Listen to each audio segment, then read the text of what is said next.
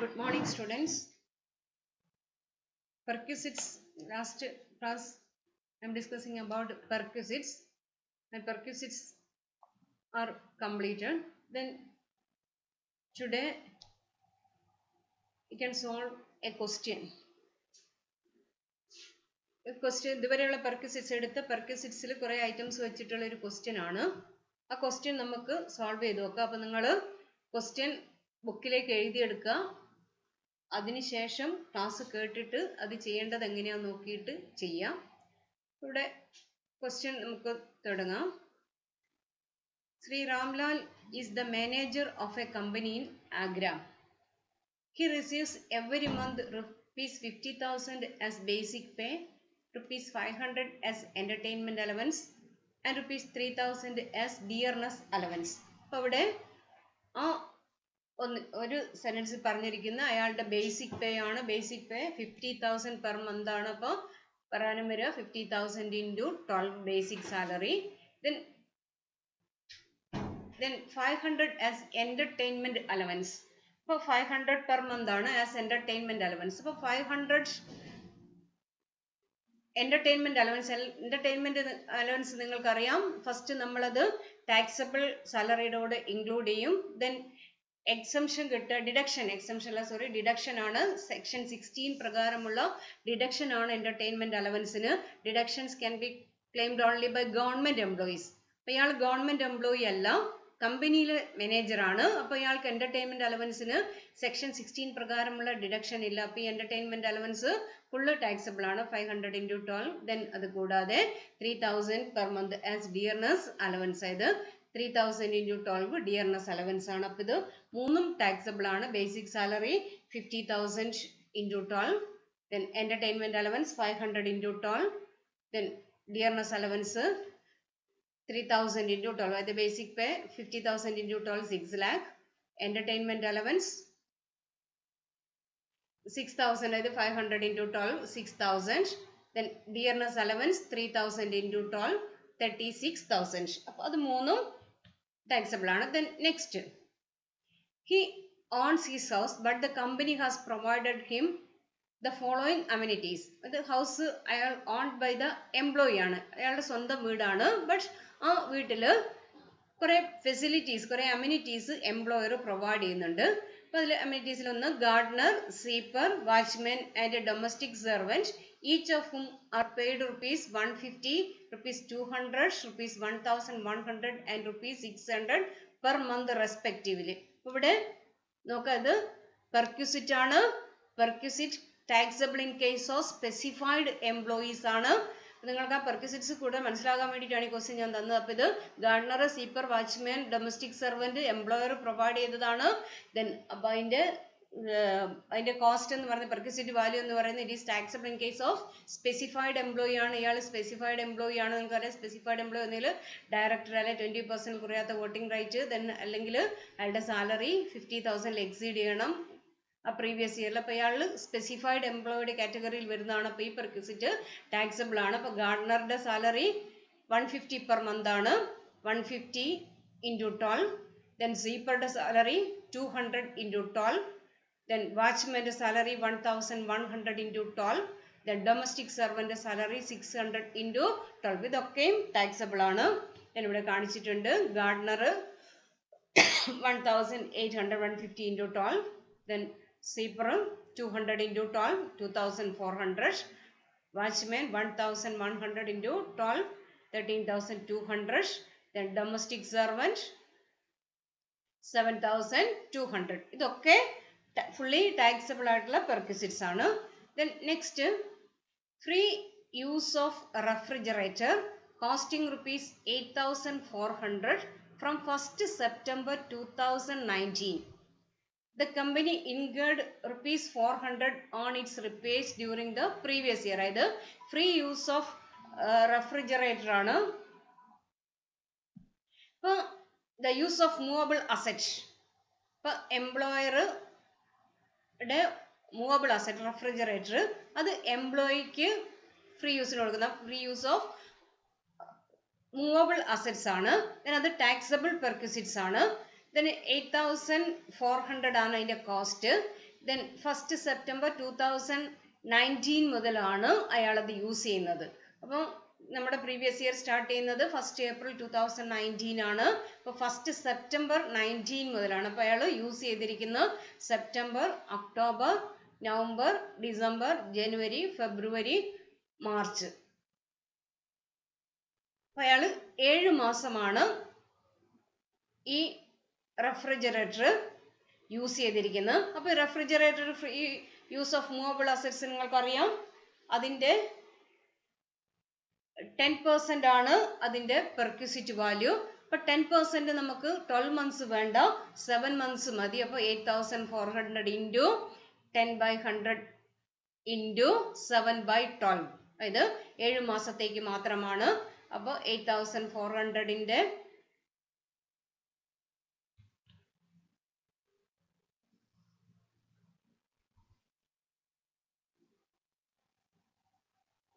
7 മാസത്തേക്കുള്ള perquisite value 7 months, അത് 8400ൻ്റെ into 10/100 into 7/12. Then next one, his following obligations were paid by the company. അയാളുടെ employed obligations ആണ്, and these obligations are paid by the company.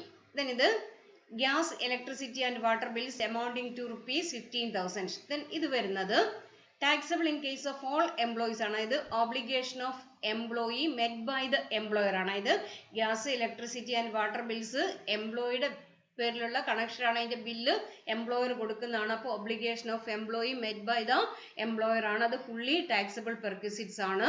then 15,000 taxable perquisites. ഇത് gas, electricity and water bills 15,000. then next വരുന്നത് annual membership fee to Lions club ₹1,000. then ഇതും taxable perquisite ആണ്. Club fees, club expenses met by the employer ആണ്.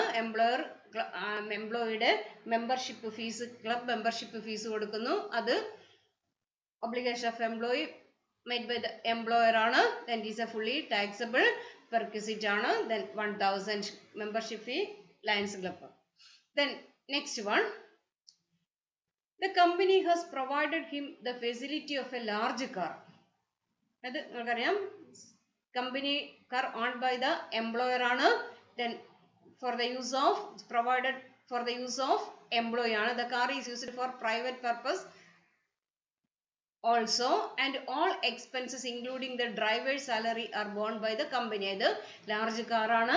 then large car എംപ്ലോയറുടെ car ആണ്. Car owned by the employer ആണ്. then expenses employer ആണ് meet ചെയ്യുന്നത്.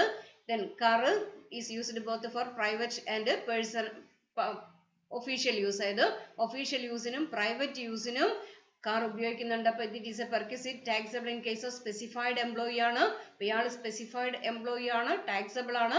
അതിന്റെ perquisite value ഞാൻ already explain ചെയ്താണ്. ലാർജ് കാർ ആണെങ്കിൽ 2,400 per month പ്ലസ് ഡ്രൈവർ ഉണ്ടെങ്കിൽ ഡ്രൈവറുടെ സാലറി 900 ആണ്. അപ്പോൾ പെർക്വിസിറ്റ് വാല്യൂ 2,400 പ്ലസ് 900 ഇൻറ്റു 12. ഇത് കാറിന്റെ 2,400ഉം ഡ്രൈവറുടെ സാലറി പ്ലസ് 900ഉം ഇൻറ്റു 12. അതാണ് ആ കാറിന്റെ പെർക്വിസിറ്റ് വാല്യൂ. അപ്പോൾ ഇത് taxable in case of specified employees ആണ്, കാരണം കാർ ഓൺ ചെയ്യുന്നത് എംപ്ലോയർ ആണ്. then next one, his son is studying in a school run by the company. അത് എഡ്യൂക്കേഷൻ, ഫ്രീ എഡ്യൂക്കേഷണൽ ഫെസിലിറ്റി ആണ്. then അവിടെ എംപ്ലോയർ ആണ് ആ ഇൻസ്റ്റിറ്റ്യൂഷൻ മെയിൻറ്റെയിൻ ചെയ്യുന്നത്. the annual expenses incurred by the company per student is ₹8,000. had he been sent for education to a similar school in Agra, a sum of ₹5,000 would have been payable during the year. ഇത് അയാൾക്ക് ചെലവാകുന്നത് 8,000 ആണ് per month ചെലവാകുന്നത്. expense incurred by the company per student is ₹8,000. then ഇവിടെ ₹8,000 എന്ന് പറയുന്നത് per an ആണ്. അപ്പോൾ ഈ പെർക്വിസിന്റെ കേസിൽ നമ്മൾ free education facility children of employee അത് പെർക്വിസിറ്റ് വാല്യൂ കാണുന്നത് if the cost of such education is less than 1000 is tax free perquisites. അതായത് 1000 per child per month ആണ്. ഇത് എഡ്യൂക്കേഷന്റെ കോസ്റ്റ് എംപ്ലോയർ ഓൺ സ്കൂൾ ആണ്. അവിടെ എംപ്ലോയർക്ക് ചെലവാകുന്ന തുക ഒരു കുട്ടിക്ക് ഒരു മാസം 1000 രൂപയിൽ കുറവാണെങ്കിൽ അത് ടാക്സ് ഫ്രീ പെർക്വിസിറ്റ് ആണ്. ഇവിടെ അയാൾക്ക് ആനുവൽ എക്സ്പെൻസ് ഇവിടെ annual expense the annual expense incurred by the company per student is 8000. അതായത് ഒരു വർഷത്തേക്ക് 8000 ആവുന്നുള്ളൂ. അപ്പോൾ പെർ മന്ത് 1000ൽ താഴെയാണ്. അതുകൊണ്ട് ഇതിന്റെ പെർക്വിസിറ്റ് വാല്യൂ നില്ലാണ്. ഇവിടെ കൊടുത്തിരിക്കുന്നതിന് യൂസ് ഇല്ല. അത് കാരണം ഇവിടെ സിമിലർ സ്കൂളിന്റെ എക്സ്പെൻസ് ഇവിടെ പറയുന്നുണ്ട് 5000. ഇത് നമ്മൾ എടുക്കുക 1000ൽ പെർ മന്ത് എക്സീഡ് ചെയ്യുന്നുണ്ടെങ്കിൽ മാത്രമാണ്. അപ്പോൾ ഇവിടെ 1000 പെർ മന്ത് എക്സീഡ് ചെയ്യാത്തത് കൊണ്ട് ഇതിന്റെ പെർക്വിസിറ്റ് വാല്യൂ നില്ലാണ്. അത് ടാക്സ് ഫ്രീ പെർക്വിസിറ്റ് ആണ്. ഫ്രീ എഡ്യൂക്കേഷൻ അതിന്റെ perquisite value nil. Then next, the company allotted him 300 shares at ₹100 each, whereas the fair market value and the date on which the option is exercised by the employee was 120. അത് ഞാൻ last ക്ലാസ്സിൽ explain ചെയ്തതാണ്. Concession റേറ്റിൽ ഷെയർസും security specified സെക്യൂരിറ്റീസോ equity ഷെയർസോ എംപ്ലോയീസിന് allot ചെയ്താൽ അതിന്റെ perquisite value കാണുന്നത് എങ്ങനെയാണെന്ന്.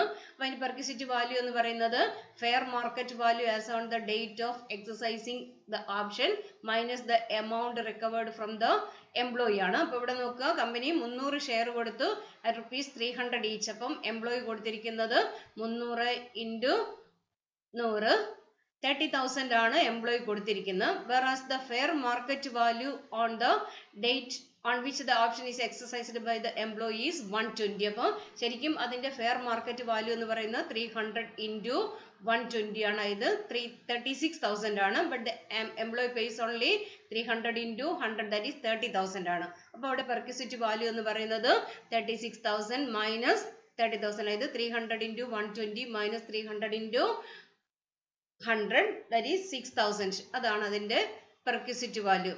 Concession in shares അതായത് 6,000 ആണ് അതിന്റെ പെർക്വിസിറ്റ് വാല്യൂ. അതായത് ഒരു ഷെയറിന് 20 രൂപ വെച്ച് 300 ഷെയറിന് 6,000 ആണ് അതിന്റെ perquisite value. Then next one, he proceeded on leave to Simla.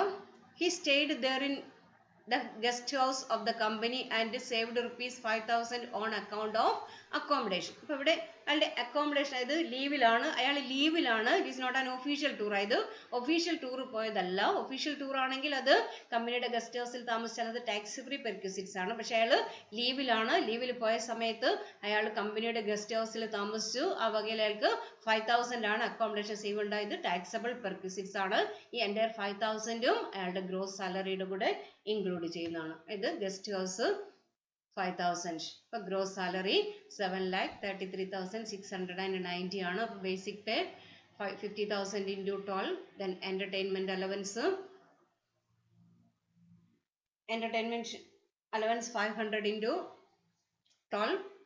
Then dearness allowance 3,000 × 12. Then gardener salary 1,800.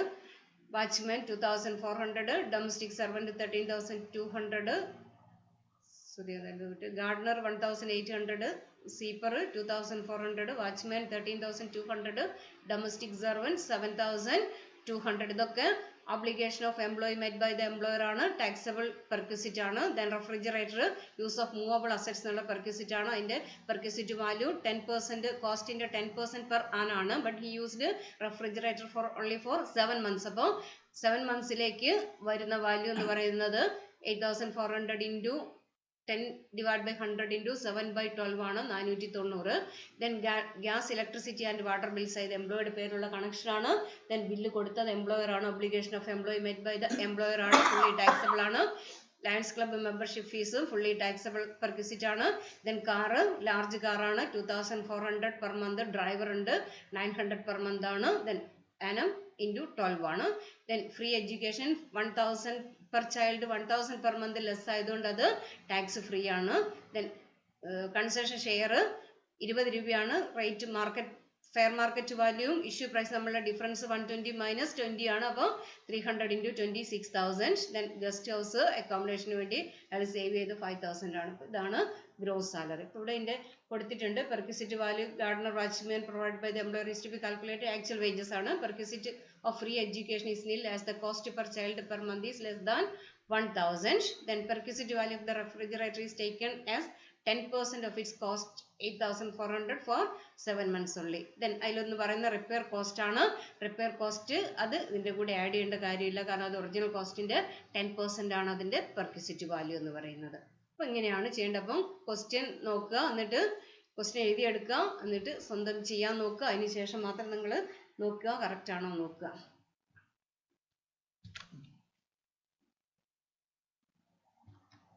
ഇത് ഞാൻ ഓൾറെഡി എക്സ്പ്ലെയിൻ ചെയ്ത് കഴിഞ്ഞ കാര്യമാണ്, പക്ഷെ അത് ടേബിൾ ആക്കി നിങ്ങൾക്ക് കുറച്ചും കൂടി വ്യക്തമാവുന്നതിന് വേണ്ടി ടേബിൾ ആക്കി കൊടുത്തതാണ്. ഇത് perquisites taxability in case of specified and non specified employees. അതായത് പെർക്വിസിറ്റ്സ്, ചില പെർക്വിസിറ്റ്സ് എല്ലാ എംപ്ലോയീസിനും ടാക്സബിൾ ആണ്, സ്പെസിഫൈഡിനും നോൺ സ്പെസിഫൈഡിനും. പക്ഷെ ചില പെർക്വിസിറ്റ്സ് നോൺ സ്പെസിഫൈഡിന് മാത്രമാണ് ടാക്സബിൾ. അപ്പോൾ ഏതൊക്കെയാണത്? സ്പെസിഫൈഡിനും മാത്രം ടാക്സബിൾ, അതുപോലെ തന്നെ രണ്ട് നോൺ സ്പെസിഫൈഡിനും ടാക്സബിൾ ആയിട്ടുള്ള പെർക്വിസിറ്റ്സ് ഏതാണ്? അപ്പോൾ ഇവിടെ കോളം കൊടുത്തിരിക്കുന്ന ഫസ്റ്റ് കോളം സ്പെസിഫൈഡ് എംപ്ലോയീസ് ആണ്, സെക്കൻഡ് കോളം വരുന്ന നോൺ സ്പെസിഫൈഡ് എംപ്ലോയീസിന്റെ കേസാണ്. ഇപ്പോൾ sweeper, gardener, watchman or personal attendant. Then അത് എൻഗേജ്ഡ് ബൈ എംപ്ലോയി. എംപ്ലോയി ആണ് അവരെ അപ്പോയിന്റ് ചെയ്തെങ്കിൽ എംപ്ലോയി ആണ് സാലറി കൊടുക്കേണ്ടത്. അപ്പോൾ എംപ്ലോയിയുടെ obligation met by the employer ആണ്. It is taxable perquisite in case of all employees. അതായത് സ്പെസിഫൈഡ് എംപ്ലോയീസ് ആണെങ്കിലും നോൺ സ്പെസിഫൈഡ് എംപ്ലോയീസ് ആണെങ്കിലും ഈ കേസിൽ ടാക്സബിൾ ആണ്, കാരണം ഇത് obligation of employee met by the employer ആണ്. Then next provided by employer. അത് എംപ്ലോയർ ആണ് കൊടുക്കുന്നെങ്കിൽ, എംപ്ലോയർ ആണ് അപ്പോയിന്റ് ചെയ്യുന്ന സാലറി കൊടുക്കുന്ന എംപ്ലോയർ ആണെങ്കിൽ then it is taxable only in case of specified employees. ഇത് ഡൊമസ്റ്റിക് സർവന്റിന്റെ സാലറി സ്പെസിഫൈഡ് എംപ്ലോയീസിന് മാത്രം ടാക്സബിൾ ആണ്, നോൺ സ്പെസിഫൈഡ് എംപ്ലോയിക്ക് അത് എക്സംപ്റ്റഡ് ആണ്. then in both cases expenses are met or reimbursed by employer. അതായത് ഇവിടെ എന്താണോ എംപ്ലോയർക്ക് ചെലവാകുന്നത് അതാണ് അതിന്റെ പെർക്വിസിറ്റ് വാല്യൂ. then രണ്ടാമത്തത് gas, electric energy or water. then അത് connection in the name of employee. എംപ്ലോയിയുടെ പേരിലാണ് കണക്ഷൻ എങ്കിൽ അതിന്റെ ബില്ല് കൊടുക്കേണ്ട ഒബ്ലിഗേഷൻ എംപ്ലോയിയുടേതാണ്. ആ ബില്ല് എംപ്ലോയർ കൊടുത്തിട്ടുണ്ടെങ്കിൽ അത് വരുന്നത് obligation of employee met by employer ആണ്. then it is taxable in case of all employees. അതായത് സ്പെസിഫൈഡ് എംപ്ലോയീസിനും ടാക്സബിൾ ആണ്, നോൺ സ്പെസിഫൈഡ് എംപ്ലോയീസിനും ടാക്സബിൾ ആണ്, കാരണം ഇത് വരുന്നത് obligation of employee met by the employer ആണ്, കണക്ഷൻ എംപ്ലോയിയുടെ പേരിലാണ്. then next connection in the name of employer. employer ആണ് ഈ ഫെസിലിറ്റി പ്രൊവൈഡ് ചെയ്യുന്നെങ്കിൽ it is taxable only in case of specified employees. അതായത് സ്പെസിഫൈഡ് എംപ്ലോയീസിന് മാത്രം ടാക്സബിൾ ആയ പെർക്വിസിറ്റ്സ് ആണ്, നോൺ സ്പെസിഫൈഡ് എംപ്ലോയീസിന്റെ കേസിൽ അത് എക്സംപ്റ്റ് ആണ്.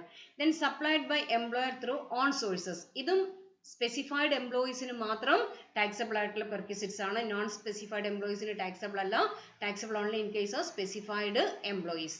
then ഇവിടെ in both cases the expenses are met or reimbursed by employer. അതായത് ഇതിലൊക്കെ എ ബി യിലാണെങ്കിൽ സിയിൽ ഇത് എംപ്ലോയർ ആണ് കൊടുക്കുന്നത്, അപ്പോൾ അയാൾക്ക് ചെലവാകുന്ന തുകയാണ്. then എയുടെ ബിയുടെ കേസിൽ പെർക്വിസിറ്റ് വാല്യൂ എന്ന് പറയുന്നത് എന്താണോ എംപ്ലോയർ കൊടുക്കുന്ന പേയ്മെന്റ് എന്താണോ അതാണ് അതിന്റെ പെർക്വിസിറ്റ് വാല്യൂ.